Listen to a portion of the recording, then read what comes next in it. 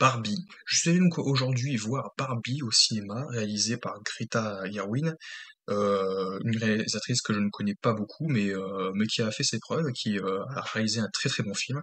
Très bonne réalisation, donc je vais parler de Barbie d'abord avec un avis sans spoil, puis avec spoiler, voir ce qui m'a plu, ce qui m'a déplu, ce que j'ai aimé, et puis ce que j'ai pas aimé, et mon avis global sur le film. Donc au casting du film de Barbie, évidemment nous retrouvons Barbie qui est interprétée par Margot Robbie, nous retrouvons également aussi Ken, qui est joué par Ryan Gosling, c'est ça? Ryan Gosling, effectivement.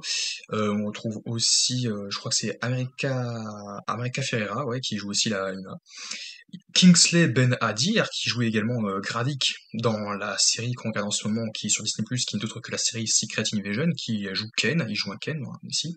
On retrouve aussi dans le rôle de notre Ken Simu Liu, qui a joué Shang-Chi dans Shang-Chi, la légende des 10 anneaux, dans Marvel Studios, on espère le retrouver très bientôt.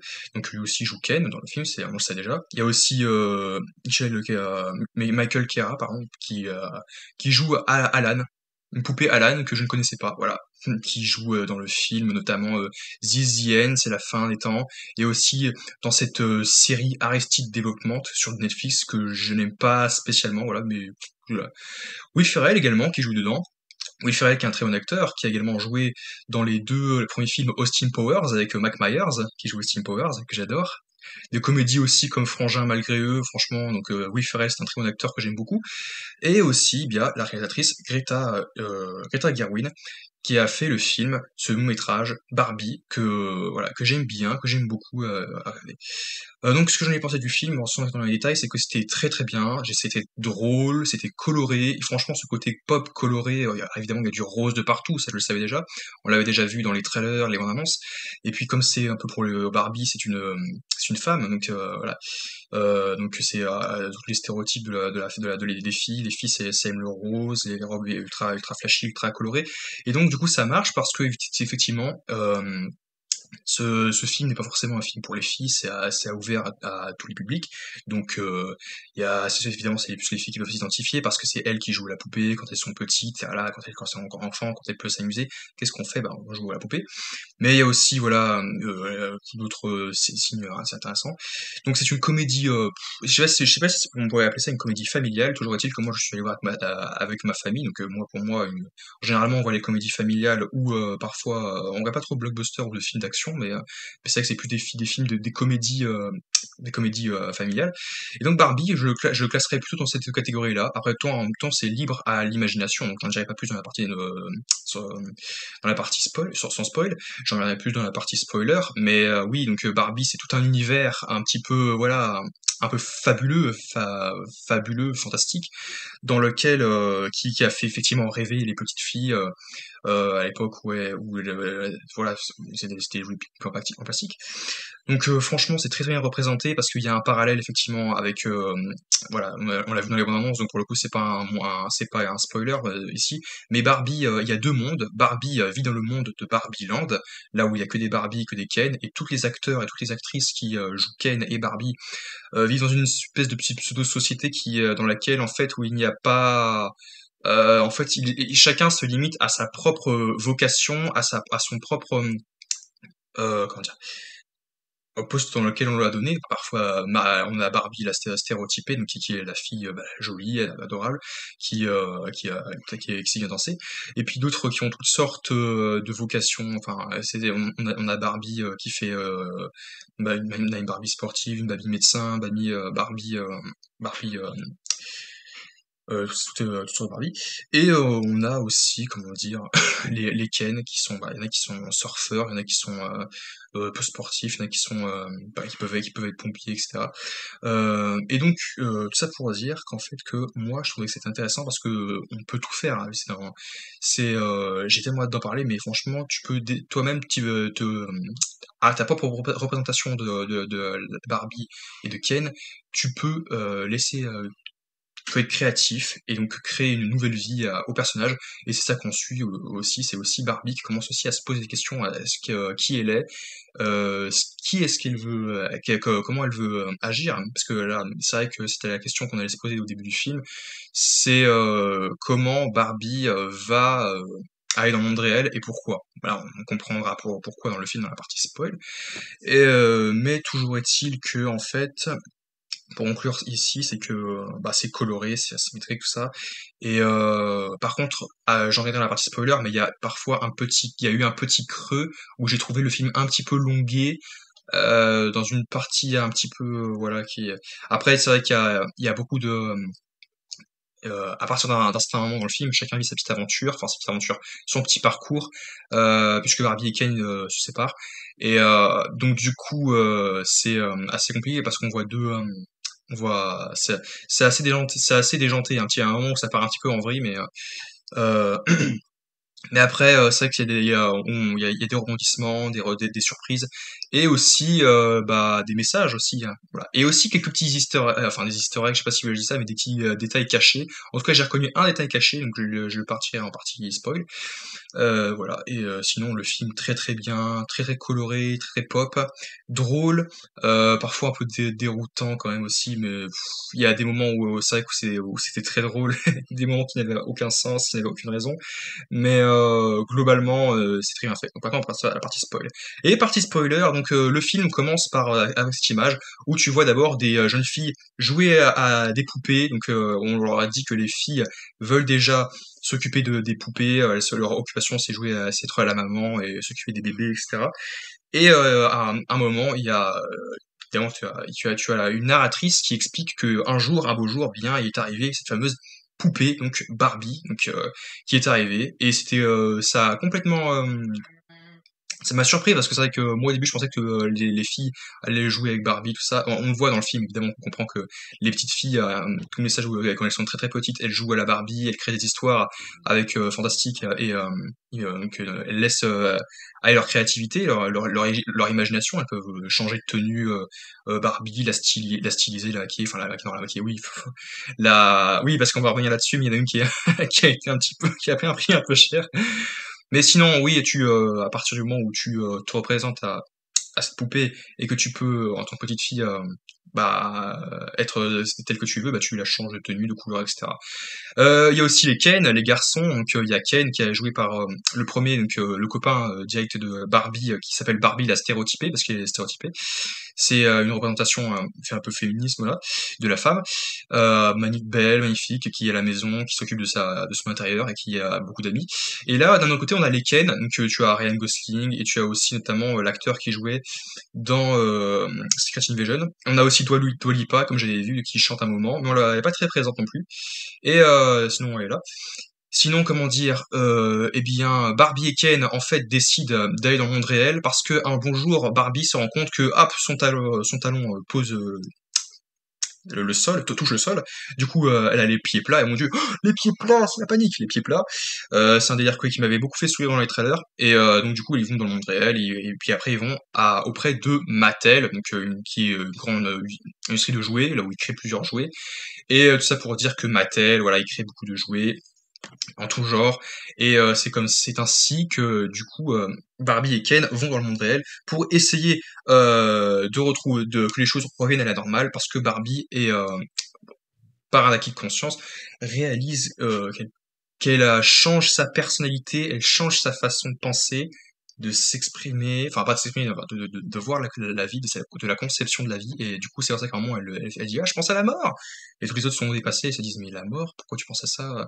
Et on a la réponse, en fait c'est parce que chez Mattel effectivement il y avait America Ferrera, donc je ne sais plus quel est son prénom, qui tout simplement dit que oui, je travaille chez Mattel, c'est moi qui m'occupe des dessins de Barbie, je dessine Barbie, et grâce à moi, on essaie d'innover, de créer de nouvelles idées pour créer des nouvelles poupées, faire des jouets, voilà, du merchandising, etc. Faire des jouets qui vont vendre à travers le monde.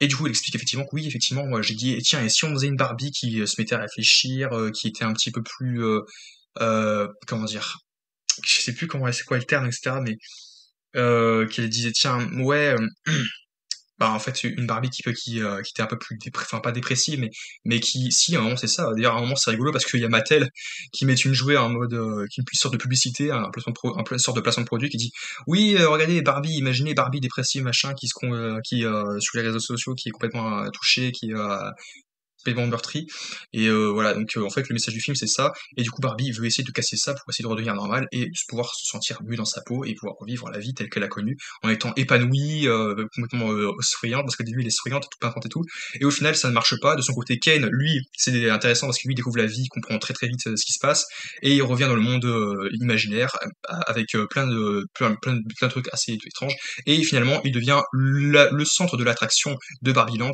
et tous les garçons vont vers lui, et puis c'est lui qui est en mode hey, c'est moi c'est maintenant c'est plus Barbieland, c'est Ken Dome, le royaume de Ken, etc. Et donc du coup il prend la possession du monde imaginaire et Barbie est chassée et ça c'est assez rigolo parce qu'à chaque fois qu'il lui balance quelque chose dans la tronche, une robe, une espèce de tailleur, il dit tiens on voit, hey, tiens et ton tailleur de je sais plus, bah on voit le titre à chaque fois d'une robe ou d'un tailleur qui balance et en fait du coup pendant ce temps-là Barbie avait ramené entre-temps celle qui travaillait chez Mattel et sa fille qui à une époque jouait à Barbie, mais évidemment comme elle a grandi, maintenant elle est au collège, au lycée, elle n'a plus envie d'y jouer. Et moi je trouvais ça intéressant le message ici. Quoique au début je pensais que c'était la mère qui avait grandi, enfin que la mère était petite fille et qu'elle avait une fille à son tour et qu'elle avait grandi, qu'elle était devenue adulte et qu'elle se dit ah, je me souviens oui d'avoir joué à Barbie et c'est la Barbie dans le monde réel et puis la fille évidemment qui est en mode ah mais tu te prends pour Barbie, t'es un peu folle. Pour conclure, il y a beaucoup de retournements de situation et c'est pour ça que tu as du mal parfois tu peux t'y perdre un peu parce qu'il se passe 50 000 trucs entre le moment où elle va chez Mattel, où elle retourne dans le monde imaginaire en prenant conscience que ce qu'elle a fait, elle a changé le monde. Et d'un autre côté, tu as même le patron de Mattel qui prend conscience que leur imagination va complètement ah ils ne pourront même plus concevoir à tel point que ça sera le chaos parce qu'ils vont changer plein ça va être un grand bouleversement puis il y a plein de choses qui vont se passer beaucoup qui vont se produire vous rendez pas compte Barbie dans le monde réel il faut qu'elle retourne dans sa boîte et qu'on la vende et que voilà elle continue à être telle comme on la voulait quoi faut pas qu'elle devienne là-bas indépendante et qu'elle ouais. Et tout ça pour dire que le film est très très très bon et qu'il y a beaucoup de retournements de situation. Je sais pas si c'est un film exclusivement à voir pour les petites filles, ben non, c'est un film familial, on peut tout très mal le voir. En plus, il y a des messages cachés. D'ailleurs, il y a un détail caché, il y a Warner, l'espèce de grand building de Warner Bros, juste en face de celui de Mattel. Et autour, t'avais plein de décors avec Hollywood, puis des montagnes blanches, un décor magnifique, le carré sympathique. Le cast fait le café. Franchement, il y a des répliques qui sont sympathiques, sauf les répliques évidemment où ils arrêtent pas de se dire oh Ken, je voyage, arrête de te fiche de moi Ken. Au bout d'un moment, ça devient un petit peu, voilà, c'est moins drôle. Mais sinon, je vous conseille très bien d'aller le voir, honnêtement, parce qu'après, il y a beaucoup trop de retournements de situation, mais un petit creux quand même à un moment.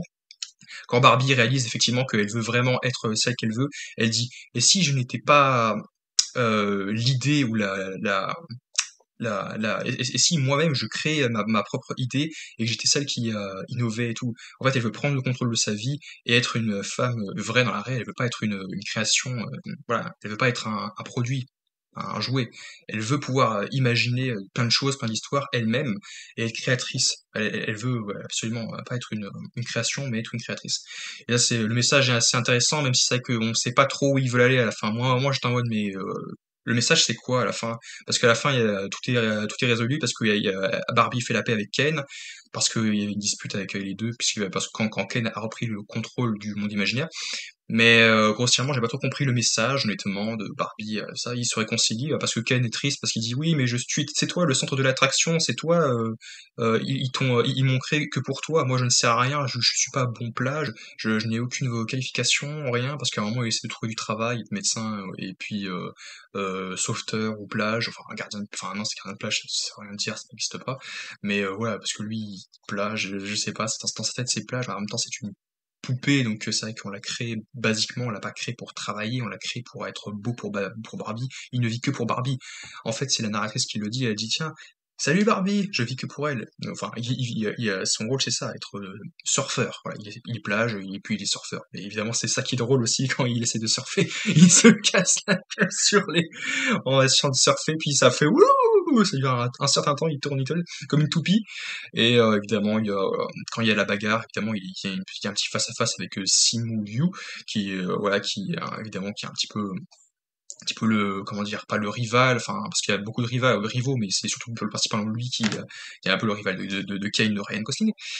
Voilà, bref. Et puis aussi derrière, tu as aussi le PDG de Mattel qui va directement prendre l'initiative d'aller dans le monde imaginaire pour courser Ken et Barbie. Il veut dire, il faut absolument qu'on la renferme dans la boîte. Elle ne doit pas, sinon, c'est un produit, c'est un jouet. Il faut absolument qu'on la ramène ici dans sa boîte. Après, c'est un peu spécial parce qu'elle a pris vie grâce à eux, grâce à leur imagination, et leur créativité, leur esprit dynamique. Mais voilà, donc il y a aussi plein de messages que j'ai pas forcément tilté tout de suite, mais sinon c'est un très très bon film qu'on peut très bien voir. Après, je sais pas si les enfants vont tout comprendre, ceux qui des petites filles qui jouent au Barbie, tout ça, s'ils pourront s'identifier aux petites filles qui plus tard, enfin qui ont joué au Barbie et que évidemment ce classique, j'ai fait un peu le parallèle avec le Toy Story 2 notamment, quand il y a Jessie, la poupée cowboy, qui est, comment dire, pas la poupée, oui, qui est délaissée, abandonnée par son amie, elle a une petite fille qui a grandi, qui est devenue une femme, et effectivement, bah, elle a tourné la page parce que c'est comme ça, quand on est grand, parfois on joue de moins en moins avec les jouets, et puis putain, c'est comme ça. On peut tout simplement léguer ces jouets à nos enfants, comme faisait Barbie dans Toy Story. Donc là, donc c'est pour ça aussi que Barbie, à un moment, prend conscience aussi que la triste réalité, dans une autre réalité, dans le monde réel, les petites filles ne jouent plus. Tôt ou tard, certaines petites filles ne jouent plus à leur poupée parce qu'elles grandissent, voilà, tout simplement. Donc, et elle se dit, ah mince, je ressens du chagrin, et puis voilà, donc on passe plein d'émotions. Et c'est pour ça aussi que le jeu d'acteur est parfait. Franchement, Margot Robbie joue très bien. Ryan Gosling aussi, il déborde pas. Même Will Ferrell, il joue très bien et tout. Et puis en plus, c'est ce qu'il raconte. Il dit le but, c'est de divertir, enfin de faire rêver les petites filles, tout ça. Et donc, mais non, sinon, à part ça, c'est très rigolo, très divertissant, c'est fun. Donc, on passe à travers il y a plein de péripéties, de répétitions, chacun vit son aventure, et passer d'un monde à l'autre, franchement, encore une fois, c'est toujours assez déroutant, assez drôle. Et puis il y a eu quelques petits clins d'œil aussi, donc on voyait Warner a écrit, enfin je crois que si j'ai déjà dit, ouais effectivement un easter egg Warner Bros. Enfin Warner a écrit derrière, juste en face de Mattel. Il y a Hollywood qui est juste derrière, puis ce plan qui est intéressant, que j'aime beaucoup parce que moi j'aime bien aussi admirer les plaines, les forêts, les montagnes, ça c'est mon kiff. Et en plus, ouais, c'est très coloré encore une fois, donc honnêtement, euh, je vois pas de trouver de véritablement point négatif, je cherche au film et que c'était qui est un petit peu long. Parfois il y a des choses qui sont pas très drôles non plus, comme par exemple quand ils font la bagarre et tout, puis l'espèce de danse. Mais tu souris quand même. Et puis que là, les moments les plus drôles, c'est quand il y a tous ces clins d'œil, enfin ces clins d'œil, ces espèces de, de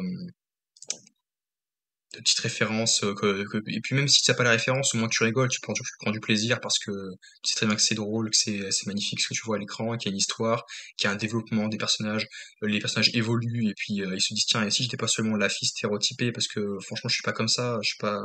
Quand elle a la discussion avec la fille, là, je sais plus comment elle s'appelle, qui dit à la petite fille un peu aigrie là, qui disait tiens mais je joue plus à la Barbie, c'est pour les gamines, tout ça, les bébés tout ça.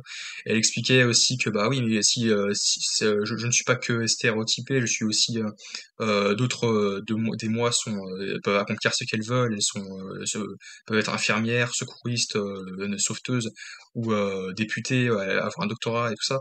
Et au final elle se dit effectivement comme je disais, elle peut être ce qu'elle veut, elle peut accomplir ce qu'elle veut. Pour conclure, en fait, moi je dirais qu'il y a un parcours assez intéressant. Moi je sais pas quelle note du film je donnerais, mais je donnerais au moins 15 sur 20, peut-être même 16, je donnerais plus 15 sur 20. Et que je pense que c'est un film que j'aurais envie de revoir plus tard. Pas tout de suite, mais plus tard, ça peut être sympa. En tout cas, à très vite pour de nouvelles critiques sur la chaîne, et puis d'autres films. On va parler de l'épisode 6 de Secret Invasion dans 3 jours. Voilà, j'espère vous y retrouver. Allez, à très bientôt.